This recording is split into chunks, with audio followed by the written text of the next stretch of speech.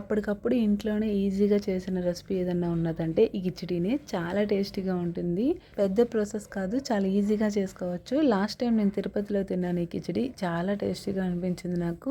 మనం కూడా ఇంట్లో ట్రై చేయొచ్చు అనేసి అయితే ఈరోజు ట్రై చేశాను. చూసారా ఎంత బాగా వచ్చిందో. అసలు ఇంట్లో ఏం వండాలో తెలియనప్పుడు ఇలా కిచిడి ట్రై చేయండి. ఇంకా మళ్ళీ మళ్ళీ చేసుకొని తింటారు. ఈ కిచిడి కోసం అయితే ఒక గ్లాస్ బియ్యం, ఒక గ్లాసు కందిపప్పు అయితే ఒక గంట పాటు అయితే నానబెట్టాలి.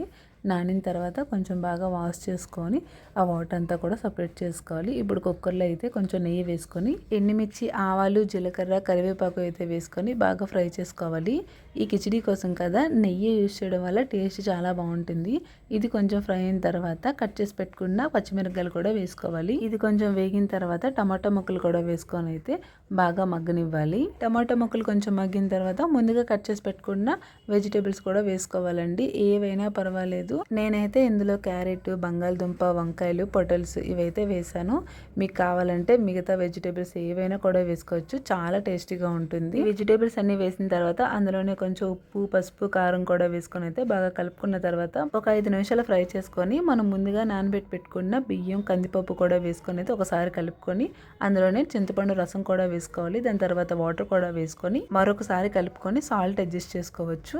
ఇప్పుడు మూత పెట్టుకొని ఒక 5 to 6 విజిల్స్ అన్న కూడా రానివ్వాలి. 5 మినిట్స్ తర్వాత మూత తీసి చూస్తే కిచిడి అయితే రెడీ అయిపోయింది. చూసారా ఎంత బాగుందో.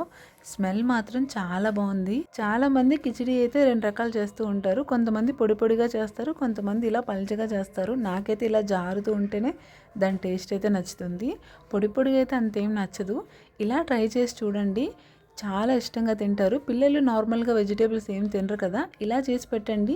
ఒక్క వెజిటేబుల్ కూడా వదిలిపెట్టరు, అంత ఇష్టంగా తింటారు. ఈ కిచిడి చేయడానికి ఎక్కువ టైం కూడా పట్టదు. జస్ట్ 10 to 15 మినిట్స్లో అయితే అయిపోతుంది. మనకి ఎక్కువ టైం లేనప్పుడు, ఏమన్నా కొంచెం స్పెషల్గా తినాలన్నప్పుడు మాత్రం ఈ కిచిడి ట్రై చేసి చూడండి. ఐ హోప్ మీకు ఈ వీడియో నచ్చుతుందని అనుకుంటున్నాను. ఇలాంటి మరిన్ని వీడియోస్ కోసం అయితే మన ఛానల్ని వెంటనే సబ్స్క్రైబ్ చేసుకోండి. నెక్స్ట్ మీకు ఏ రెసిపీ కావాలో కామెంట్ చేసేయండి.